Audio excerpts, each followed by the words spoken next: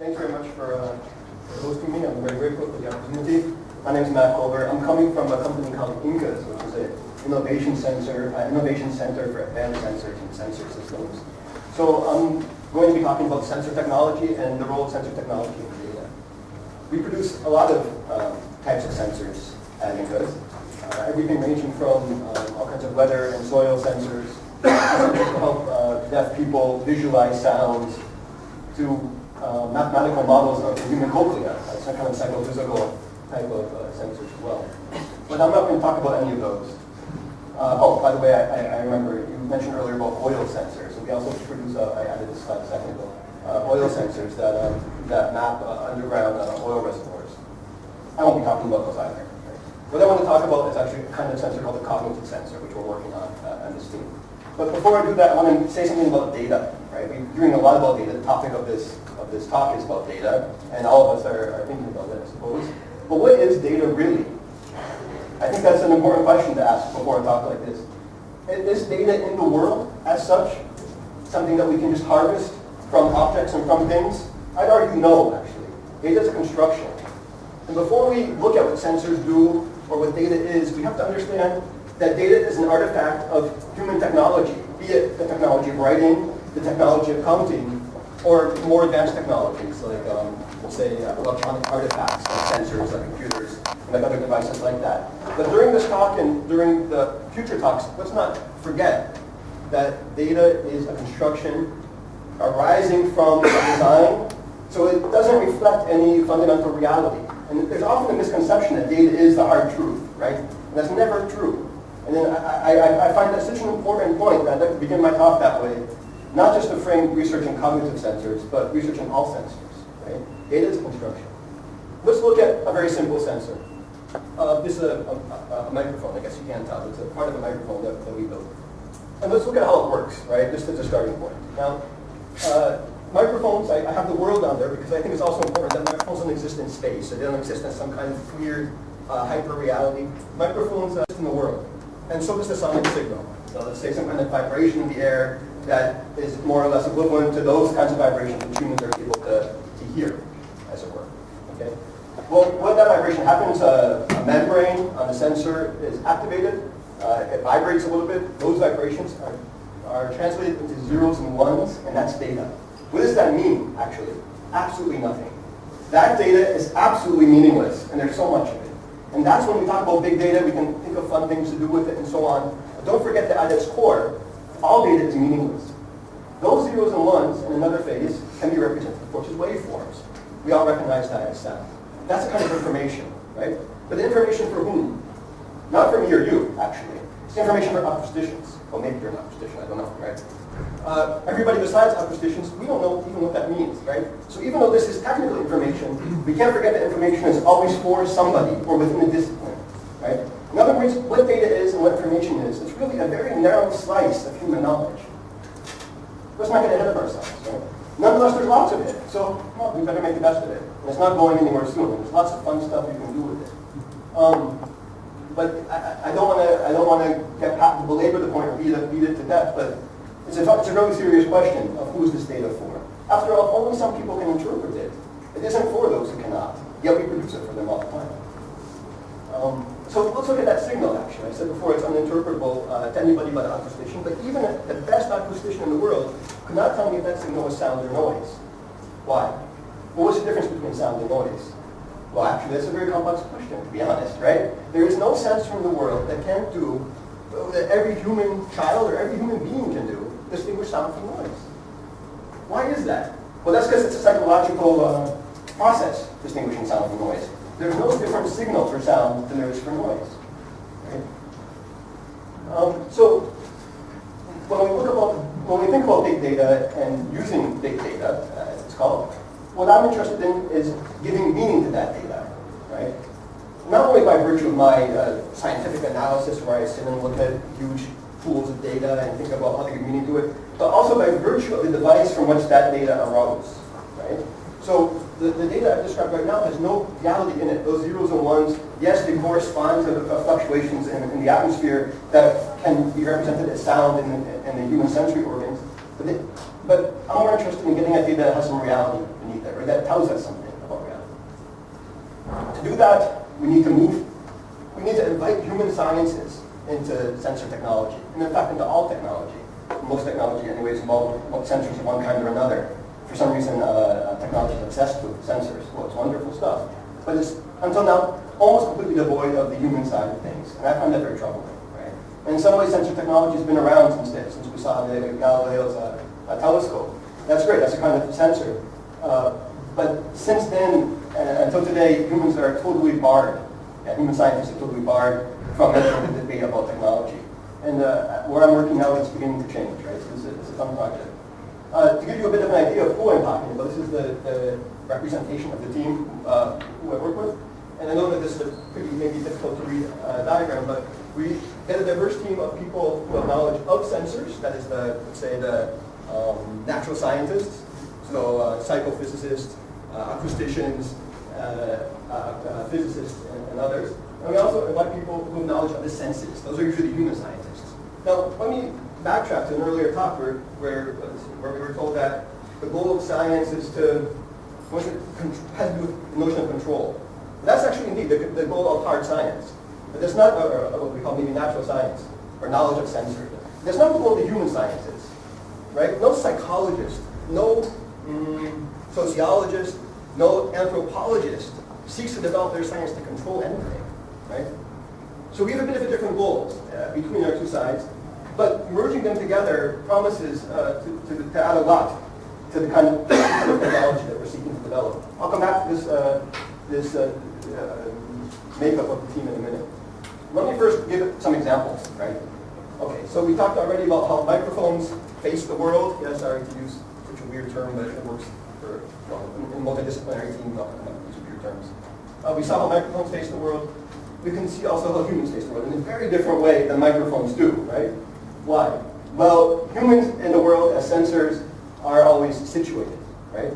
They also involve all of their senses, right? Experience for humans is multimodal. So if we're going to build a kind of sensor that resembles in any way a human, that sensor has to take into account the multimodal nature of human interaction with reality. Also, more complicated still, knowledge, intention, information, desire that individuals have that maybe is not shared by others. So our perception of that sound is contingent on our knowledge. If there's any expert musicians in here, maybe you've recognized the music of a man known as one of the greatest visionaries of our time in terms of modern classical music. So nonetheless, the same signal to different people can be heard in different ways. The information is not in the signal. That is knowledge that's accumulated through the human lifetime, right? I'm making the problem much bigger, but this is really how it is. If I asked you to describe what you heard, I'd probably receive, I don't know, let's say we could sort the descriptions into certain types of descriptions. Maybe we'd receive 10 or 20 different types of descriptions from experts or non-experts. But probably we really get something like this, which is a very accurate description of the music from the perspective of an expert. This piece, by the way, that we just heard, Crossplay is called. It's one of the most written about classical pieces in contemporary times. Okay. Nobody would probably write this unless you're an expert musician, right? Knowledge and our interaction with reality is highly contingent on our knowledge. That's the nature of the problem. The nature of the problem is essentially the human conceptualization of reality has nothing to do with the sensorial representation of reality, right? There is no connection. What we propose is a way to get around this problem, right? It's a way to build sensors that have psychological validity. This is a difficult process. Essentially, what we want to do in a nutshell, I'm very sad I only have 15 minutes, but maybe you'll be happy, is that we want to model human cognitive processes and code them in artificial intelligence algorithm. It will still produce data, but that data will have some psychological validity because it will reflect human reality. Right? So such a sensor could, in theory, we're not building this sensor, but just to give an example of what it could do, could, in theory, knowing the profile of the user, be able to determine if a certain sonic signal could be interpreted as sound or as music or as noise, for example, right? Maybe even the same person interprets the same signal in different ways at different times in their life, at different times in the day, after a few years, whatever, right? So this is a complicated issue, but let's look at a real application, right? I don't want to build a noise or music detecting sensor. That'd be fun, but nobody would buy it. We're a private company, so we have to be looking for market possibilities too, right? Here's one of our colleagues who has a sensor city in Ljubljana, Slovenia. This is the Josef Stefan Institute, they're a nuclear institute there in Slovenia. And they have a bunch of sensors spread all over Ljubljana, and they can tell you all kinds of data about what you see up there, current, air temperature, even the brightness of the lights to which these sensors are attached. And you can see that plotted over time, over days, months, or even years. But what does it actually mean? Nothing, right? What does this mean? Really, it's just that it doesn't take anything volume field. So again, to extend the analogy one last time, a cognitive sensor will be different from the ones I just showed you, because it will be able to tell you if you as an individual belonging to a certain group or classification of users would likely be comfortable or, would probably better stay inside. Right? Okay. Now, this is not just some kind of fun game I'm proposing. Hey, let's imagine the funniest cognitive sensor you can think of. We're building one right now. The one we're building is called the habitat sensor system. The idea of the habitat sensor system is to predict human behavior in a certain place based on the urban morphology, the things in that space, let's say, as well as the sounds in that space. We believe that these things are correlated.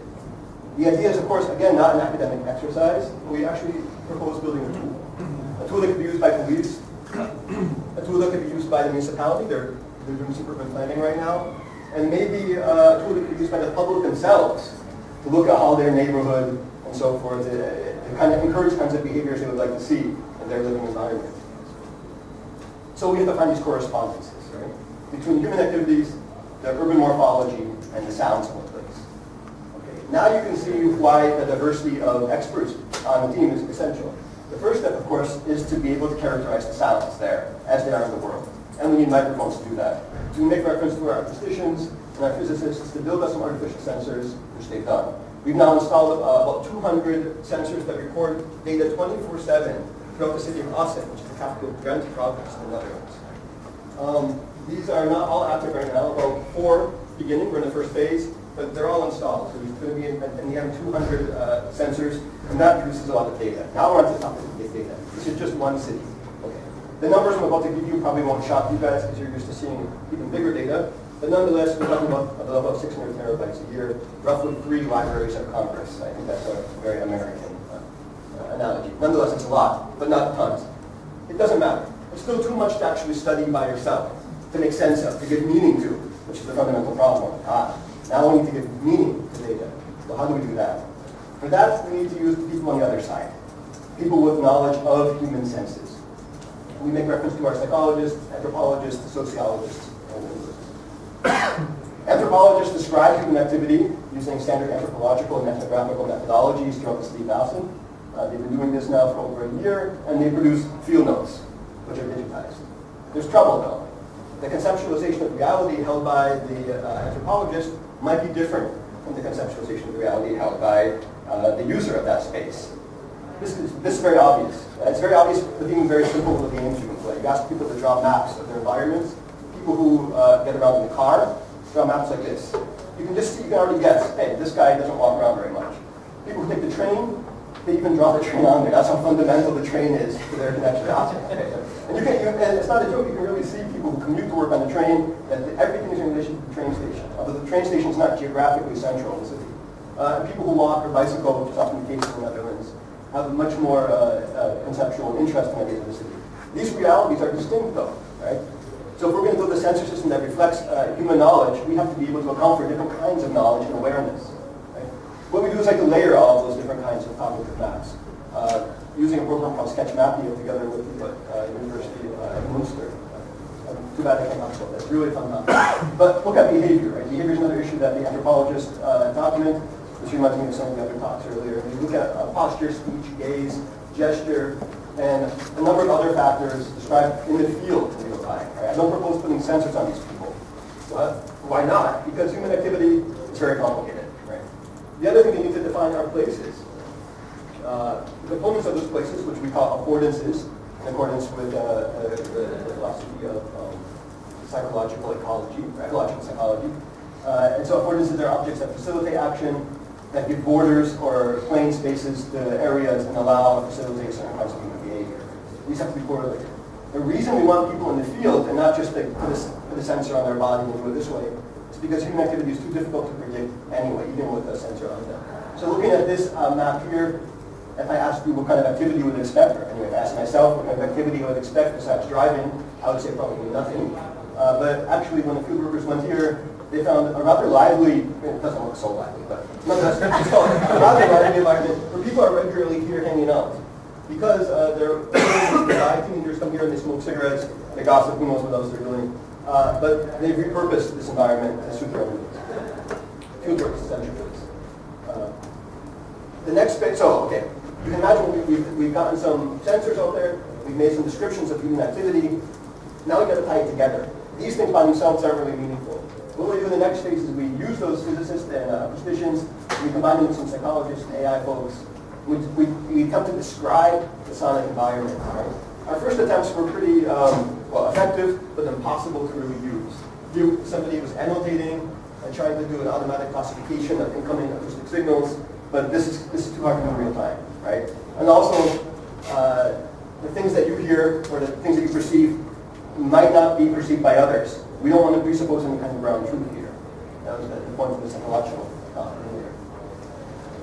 And what they tried to do then is link certain soundscapes to certain urban environments by making what we call an acoustic fingerprint, or an acoustic signature, a representative sonic signal that comes from that sort of place, right? There's really interesting ways to calculate this, but we use basically a histogram and a behaviour, which is a mathematical model of the human ear. Maybe some of the time talk about it. Recordings are processed to result in a single representation. It's a histogram of energy values for a certain frequency or frequency bandwidth. Okay. Then we have this very interesting but complicated way to show how the representations affect the signal itself. And essentially, in a nutshell, what we want to do is link the sonic environment to the activities, right? Take out the urban environment. Basically, what we're saying is that with sound alone, we want to be able to predict what people are likely to be doing at a certain place, at a certain time, in a certain area. So, in the final phase, I'm wrapping up now, once we've established what sounds go with what places, we can model the psychological validity of those places, right? So when I say, hey, well, a park is a place, that's common sense, of course, but does it have any psychological reality? And if I say, well, running is an activity separate from jogging, okay, it's nice that I say that. We all might agree or disagree with that. But we want to establish first and foremost the psychological validity of those categories. We can make reference to psychological categorization. So we model that actually by doing all kinds of cognitive testing, free sorting tasks, similarity matrices, and prototype analysis. Then we can model those in a multidimensional scaling or some kind of phylogenetic tree analysis. These in turn, I shouldn't be there, sorry. These in turn are modeled by our AI expert, right, who takes those analyses and formulates from them algorithm to reflect these cognitive tendencies among different groups, different users.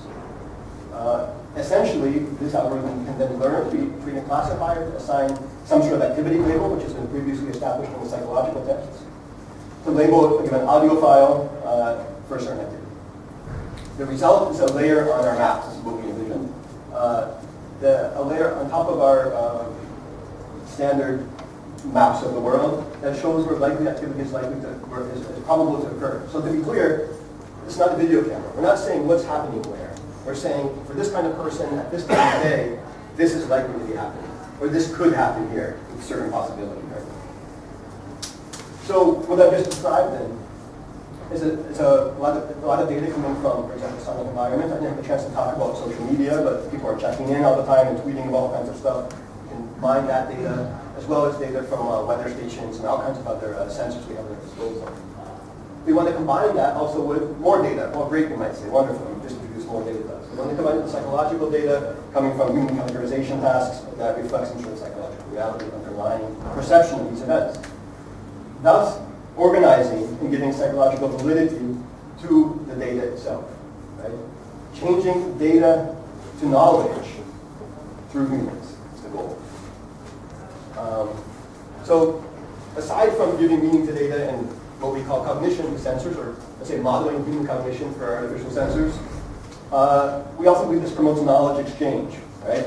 So we have other projects that I'll talk about them in a second, or I'll list them in a way, that takes the domain of knowledge, research, and sensor technology out of the hands of the scientists and gives it to the experts in the population. After all, who knows more about somebody's environment than the person who lives there, right? Who knows more about, for example, fishing places than the fishermen, right? This is the kind of stuff we want to model. This is what we want to respect and give adherence to. And we also talk a lot about tacit knowledge and know-how, right? So I'm not interested so much in what you know propositionally, that Amsterdam is the capital of the Netherlands, but what you know tacitly or through know-how. Okay, so applications right now being explored. We're launching this pilot project right now in Aachen, as I just described it. On Sunday, I'm going to Vantaa, Finland. They're also doing some redesign. We met people operating on the project there. Environmental monitoring is in development. Now, the assisted living communities are a really interesting case there. You have nurses who are able to diagnose patients at their institution effortlessly, right? They hear a cough, they hear a sound. They're like expert systems, right? However, they're quite old. They have no PhDs, they have no advanced learning, they're just professionals. They do their job very well.